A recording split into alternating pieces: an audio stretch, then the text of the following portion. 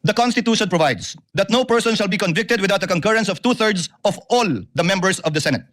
With 24 members of the Senate, a literal interpretation of this means that conviction requires the affirmative vote of at least 16 senator judges.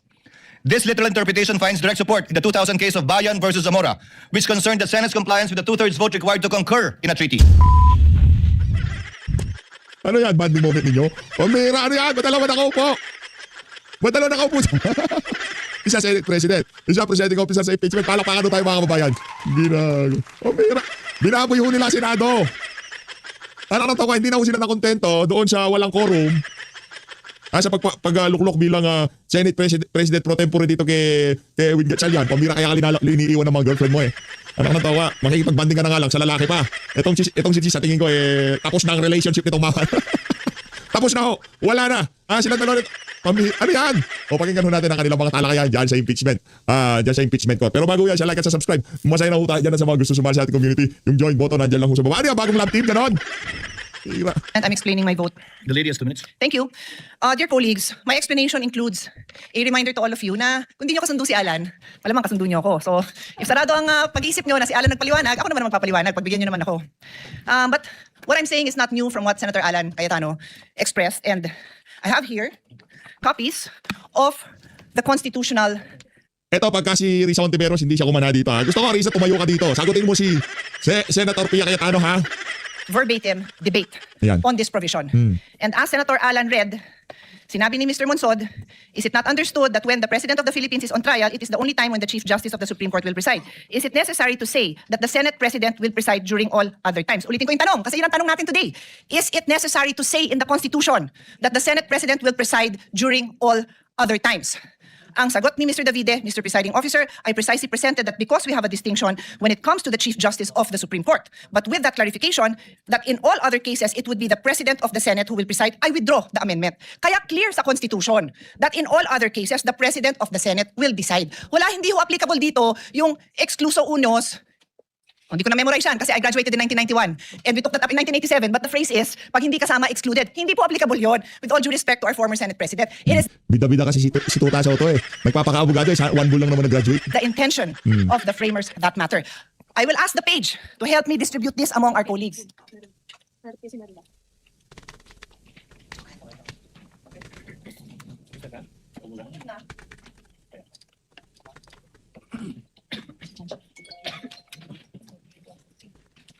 I have also asked our staff to actually copy. I am environmentally friendly, so ayoko sana ng papel. Pero alam ko na hindi po lahat sa atin gumagamit ng digital electronic gadgets, kaya pinapil ko na lang. Pero kailangan ko pakita sa inyo yung mismong nasa journal. Yan din yon, my dear colleagues. Yun lang hiling ko sa inyo. Intindihan naman natin yung nandito. Bumoto na. Pero intindihan naman natin kasi this is just the first day. We cannot disregard the Constitution, and I continue, Mr. President. Nako. Yung mga senador salig ang batas pinag-uusapan natin dito. We have enough jurisprudence, more than enough, to explain to us, even in layman's term, what basic legal principles are. And one of the most fundamental principle of constitutional construction states that we give effect to the intents of the framers of the Constitution. With this vote, did we give effect to the intentions of the framers of the Constitution? Sinabi nga, Senate President ang magpe-preside. Hindi na siguro napakalaking bagay yun dahil kahit sinong ipalit nyo, maayos naman ang mga kasama natin sa colleagues. Sa colleagues natin maayos naman. Di ho yun ang point. The point is, what are we required to follow? That's why may Constitution. And I will now state, for the record, a few cases that point out that this is what we are supposed to do. Give effect to the Constitution. Lambino versus Commission election in GR number 174153. The Supreme Court looked explicitly to the Constitutional Commission deliberation to determine the nature of people's initiative. Because the text was debated, the court used the framers' explicit intention. I repeat, the court used the framers' explicit intention revealed in the plenary debates to prevent deceptive or misleading petition processes and establish a stringent full text requirement. So anong ginawa sa kaso? Tiningnan ang intent ng framers of the Constitution. Another case, Calderon versus Carale, GR number 9163.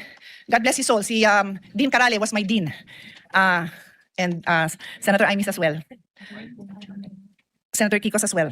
He was with my father in the University of Michigan. So pagbigyan niyo na ako a moment of remembering him.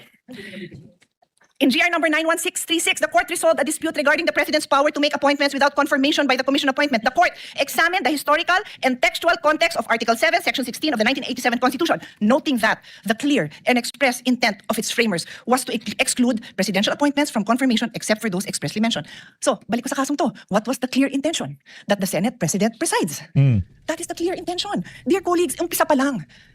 I beg all of you, makinig naman tayo, masumunod naman tayo kung ano yung sinasabing trabaho natin. The Constitution, the intention of the framers, and then the clear construct.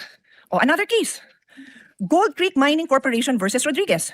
This is a very old case. So yung mga binanggit sa inyo, bago-bago pa yun dahil si Dean Carale, buhay pa naman as of the pandemic. So 2000 plus. Ito, 66 Philippines, 259. So for lawyers and law students, pag sinabing Philippines, pag yan yung nirecord, alam mo ng 50s, 1940s, something like that. Justice Jose Abad Santos articulated the definitive rule. The fundamental principle of construction is to give effect to the intent of the framers of the organic law and of the people adopting it.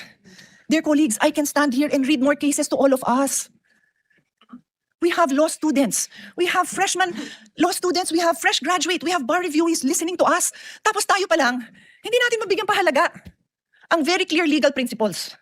Pati yung prosecution and defense, nakikinig. Sana po, huwag niyong abalahin yung oras namin. Bigyan niyo naman kami ng maliwanag ng mga arguments ninyo because we are willing to listen. Pero colleagues, patunayan naman natin that we are willing to listen. Hindi yung pagpasok natin, nag-prejudge na tayo. Kasi sad to say, mukhang ganon. I tell you, there will be times I probably will not vote with the minority because I believe tama yung sinasabi ng majority. Sana po, yun ang pakita natin sa taong bayan. So, hindi ko na abalahin yung time dahil kakaupo pa lang ng bagong presiding officer pero ang dami pang kaso that says, look at the intent of the framers of the Constitution. And today, we disregarded the intent of the framers of the Constitution. Magandang hapon po, gaya ng pag-uumpisa ng hearing na ito. We know the remarks of Senator P in connection with their explanation of vote. What is the pleasure of Senator Judge Soto? Nangyari dyan, pambira. Natutuwa talaga ako pagka nakikita ko itong dalawa na ito, pambira. Kaya ka iniwan ni Bianca Umali eh. Nalilito na ako, ano ba talaga trip mo? Babae, lalaki? Pambira. Explain my vote also, Mr. The President. gentleman may proceed. Explain mo. Problema, di ka abogado, nag-aabu-abugaduhan ka na naman. He has 2 minutes. I have And one be line. mindful of the timer. I have one line to say. That's the reason I voted in favor.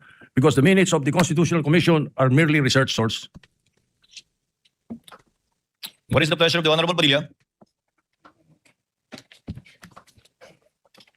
Ginoong, Will the gentleman explain Pag si Lito Lapid di siya nagsalita, ayoko na. his vote? opo, The gentleman may proceed. You have 2 minutes, sir. maraming salamat po, Ginoong Punong Tagapamahala. Yeah.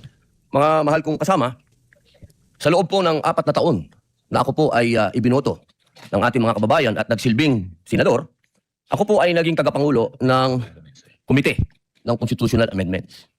At tuwing meron pong pagdinig, ang lagi po naming pinapatawag ay yung mga sumulat ng konstitusyon. Bilang sila po ang nakakaalam kung ano ang puso, ang diwa ng konstitusyon.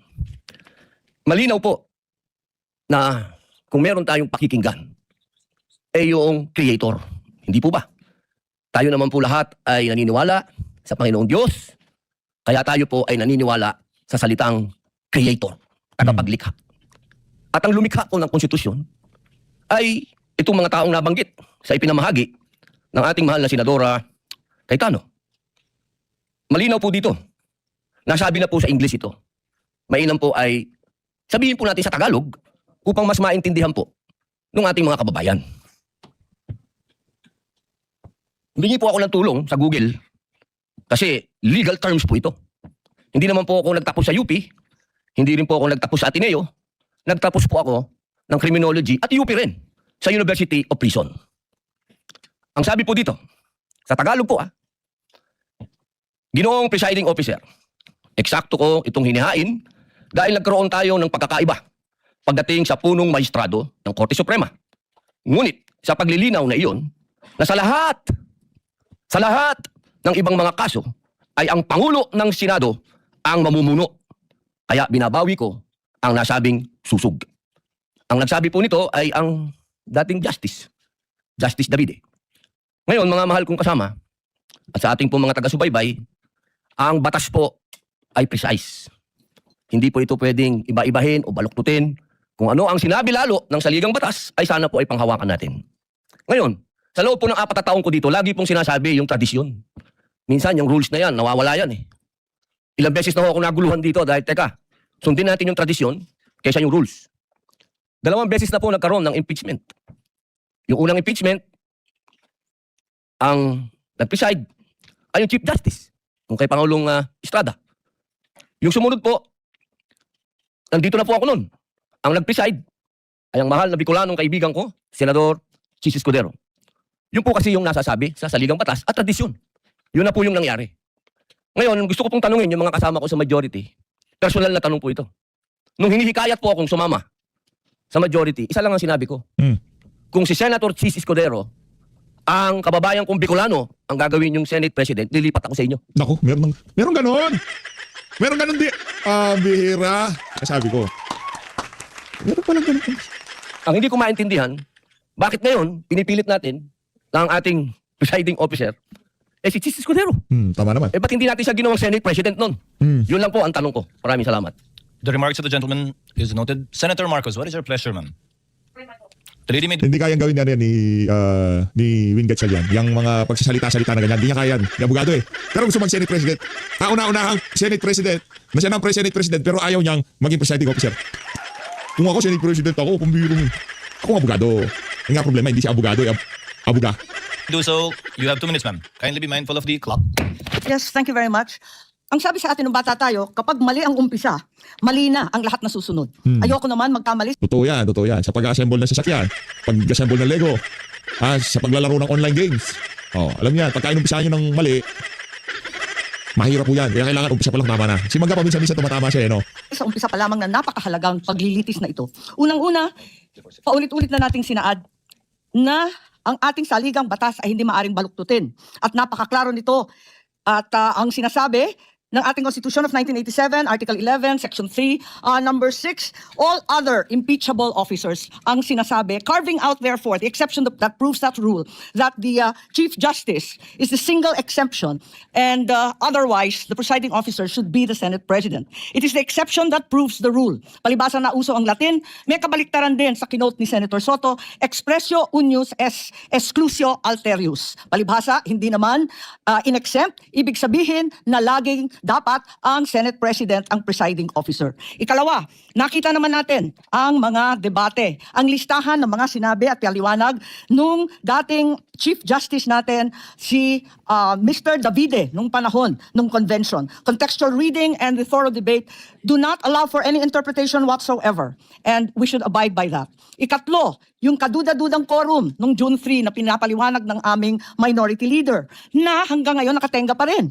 Kung tutuusin, nung sinasabing na amyenda, yung Supreme Court petition ay pending pa. Kaya hindi karapat-dapat na yon ang sundan.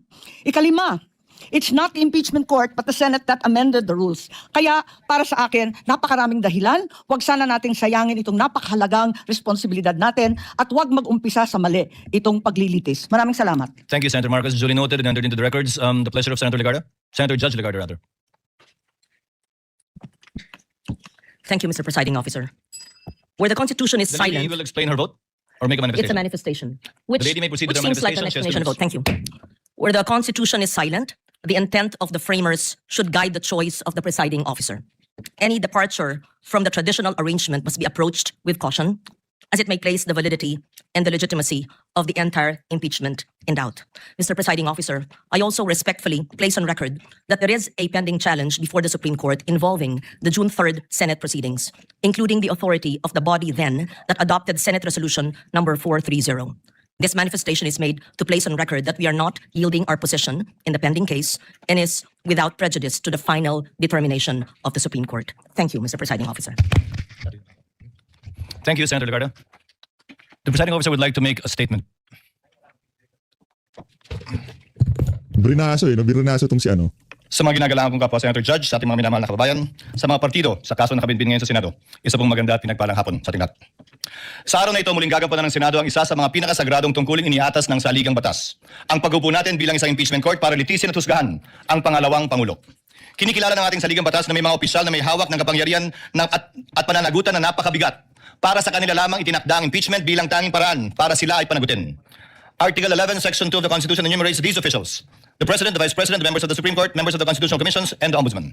They are not ordinary public officers. According to the late former Senate President Juan Ponce Enrile, they hold, quote, the highest and most sensitive offices of government.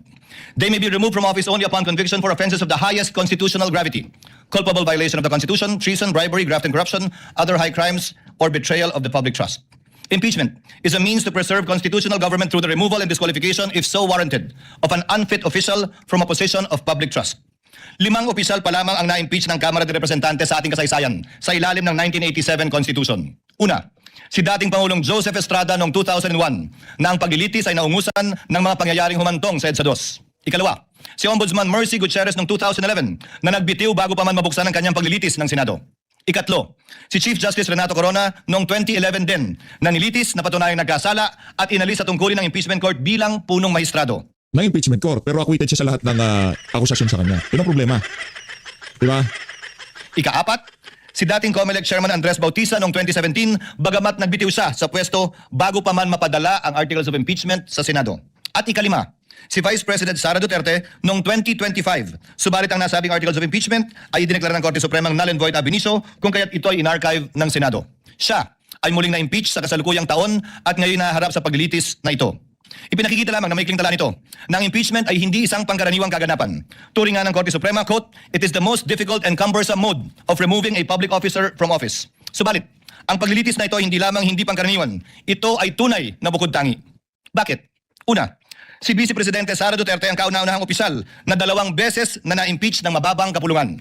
Pangalawa, siya ang kauna-unahang Vice Presidente na haharap sa paglilitis ng isang impeachment court at pangalawang opisyal lamang na halal ng sambayanan na sa Siya lang kasi ang kauna-unahang presidente na adik. ilalim sa prosesong ito. Rico. Pangatlo, siya ay hinahalal ng may pinakamalaking mandatong pinagkaloob ng sambayan ng Pilipino sa sinumang kandidato sa ating kasaysayan. Mahigit 32 milyon o 61% ng kabuuang boto para sa ikalawang Pangulo. Pang-apat, ang articles of impeachment laban sa kanya ay inendorso ng 277 na miyembro na kumakatawan sa ating mga mamamayan mula sa iba't ibang distrito at sektor at ng ating bansa. Nakatumbas ay mahigit 80% ng kabuuan ng Kamara de Representantes. Terminating an elected mandate before the end of its term is among the most drastic acts our constitutional democracy can undertake. This is why the trial must be guided with prudence, tempered by caution, and marked with unquestionable impartiality. We must avoid even the appearance of impropriety and observe the cold neutrality of an impartial judge at all times. May I therefore caution my fellow senator judges, the prosecutors, the respondent and their respective counsels and witnesses to refrain from making any comments and disclosures to the public pertaining to the merits of this trial as mandated by the impeachment rules itself. Let us heed the words of the Supreme Court that said, "Impeachment is not a chance to settle political scores. It is not a stage for political theater or personal attacks, because when the focus shifts to the person rather than the alleged wrongdoing, the process loses its integrity." As presiding officer, I shall do my part to uphold the fairness and integrity of this process and shall see it through to its proper conclusion. At this point, I would like to thank my colleagues for their trust and confidence. I did not seek nor did I ask for this responsibility, but neither will I shirk from fulfilling this duty without fear or favor. This now brings me to the threshold questions that will guide the conduct of this trial and Ako, yun si Joel Chuo. Oh, Joel! Tanda ka ha. the rulings of the chair. First, what is the number of votes needed to convict the respondent? Second, what is the quantum of proof required to sustain a judgment of conviction or acquittal in these proceedings?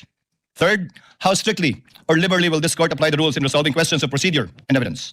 On the first issue, the Constitution provides that no person shall be convicted without the concurrence of 2/3 of all the members of the Senate. With 24 members of the Senate, a literal interpretation of this means that conviction requires the affirmative vote of at least 16 senator judges. This literal interpretation finds direct support in the 2000 case of Bayan versus Zamora, which concerned the Senate's compliance with the 2/3 vote required to concur in a treaty. Despite having only 23 incumbent senators at that time, then Senator Gloria Macapagal Arroyo was elected as vice president, therefore there were only 23 senators. The court held the charter provides that the Senate shall be composed of 24 senators. Without a tinge of doubt, 2/3 of the figure, or not less than 16 members, is an unquestionable compliance with the requisite number of votes mentioned in Section 21 of Article 7. It behooves therefore all of us to observe the same fidelity with the Constitution in this trial, which affects not only the mere ratification of a treaty, but more so affects the substantial rights of the respondent, as well as the sovereign will of the people as expressed in the overwhelming mandate given to her. This is the prevailing law today, and whether we agree with it or not, we must abide by it. However, those who disagree are not without recourse, because this is without prejudice to the right of any party who holds a different view to seek judicial relief. And should the Supreme Court, who possesses the sole authority to interpret the Constitution by virtue of its power of judicial review, render a different ruling on this question other than what the chair has stated, this court and this representation shall faithfully abide by that ruling of the Supreme Court.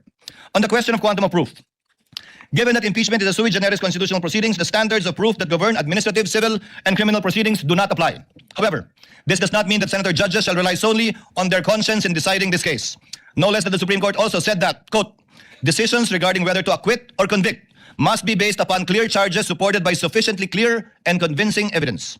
Furthermore, let me be clear that the burden of proof in these proceedings rests upon the prosecution. It does not and will not shift. The respondent is afforded the presumption of innocence and has no obligation to disprove the charges against her.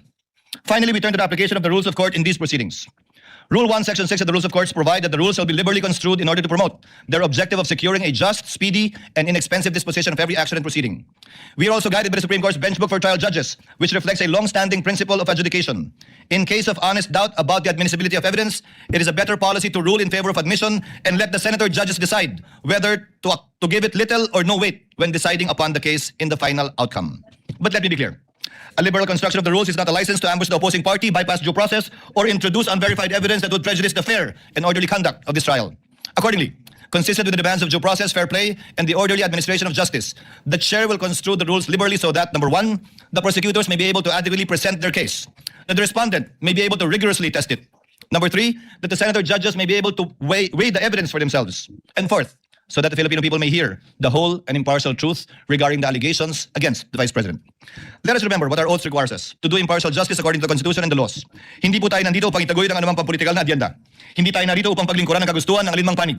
Narito tayo upang alamin ang katotohanan at sa pamamagitan nito, mapairal ang hustisyang walang kinikilingan. Ang tungkulin natin bilang mga hukom ay hindi maaaring talikuran. Sa gitna nito, batid ko ang mga problemang kinakaharap ng ating bayan na patuloy natin dapat pa rin pagtuunan ng buong pansin at hanapan ng solusyon. Tayo ay mga senador bago tayo umupo bilang mga hukom at mananatili tayong mga senador na patuloy na magsusumikap na tugunan ang mga pangailangan ng ating mga kababayan bilang Senado at hindi mababago ito. Kaya't aking hiling at dalangin na huwag sana malunod ang diwa ng pagkakaisang nagbigay sa atin gaano man katindi ang mga debate at pagtatalo sa hukumang ito. Dahil anuman ang magiging kalabasan ng paglilitis na ito, laging kinakailangan ang Senadong nagkakaisa. Dalangin ko po na sana pagkalubad tayo ng katatagan, karunungan, pagpapakumbaba at pag-unawa upang magampanan nating lahat ang ating tungkulin bilang mga hukom. Pagpalain na po lahat sana tayo ng buong may kapal. Maraming salamat at magandang hapon po.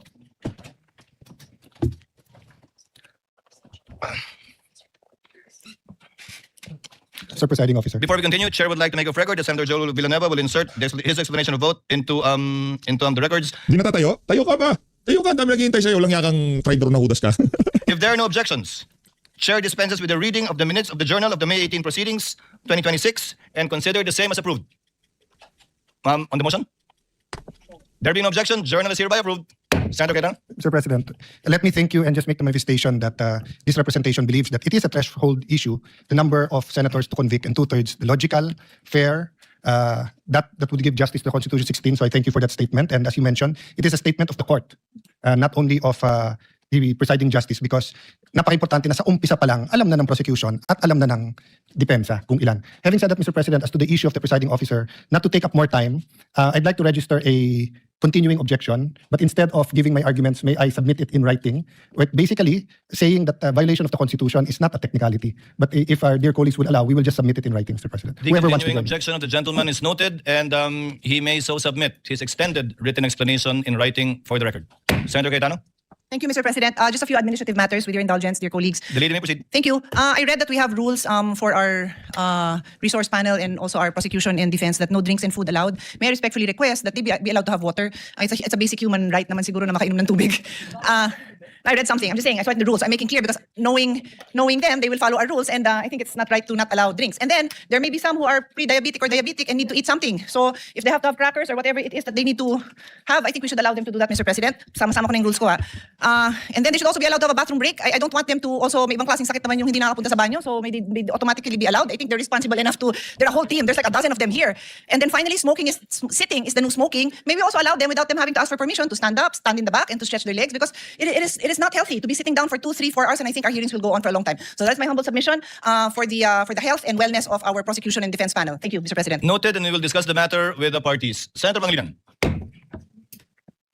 Yes, Mr. President, if I may be likewise allowed to submit a written explanation of my vote, particularly on the matter of referring to the Constitutional Commission when the debates... Ay, ganito na lang. Para wala tayong problema, no? Gawin na lang natin Senate President si Chis Escudero. Di ba wala tayong problema pagka naging Senate President si Chis? Eh, hindi rin naman magampanan na maayos ni Will ang kanyang trabaho. Might as well nabigyan lang natin kay Chis yung... Di ba? The Constitutional Yung Chis. Commission, Mr. President, where I believe there is a contrary opinion, which the Supreme Court, in fact, ruled in previous rulings, the Chavez case. Punta ka na Korte Suprema. Noted, the gentleman may do so.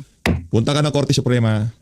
If there are no other matters, We now proceed to trial. The clerk of court will please... Ayun na nga mga kababayan, ano ho tayo rito, tuloy-tuloy ho yung upload natin bawat mayroong ganap para sa unahan nyo ho mapanood. Kaya hati-hati ho yung ating mga upload. As always, maraming salamat ho sa pagsuporta sa PH Update. Mag-ingat ho kayo lahat. Mahal lahat ng Pilipinas.